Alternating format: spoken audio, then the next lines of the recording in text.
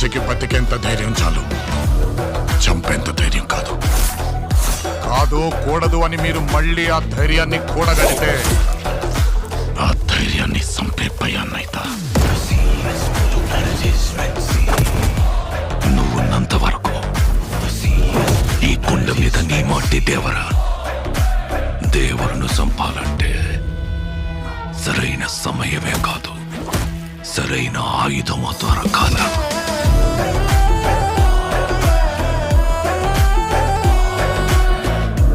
ఎప్పుడు చూడు పిల్లతనం పెరిగితనం వాడుతూ ఎట్టాగే. కొంపతీసి బరిలోకి దిగుతావైంది. ఏం మాట్లాడుతుంటావు? చంపేస్తారు నన్ను. ఆడికి వాళ్ళయ్య రూపం వచ్చింది కానీ రక్తం రాలేదే.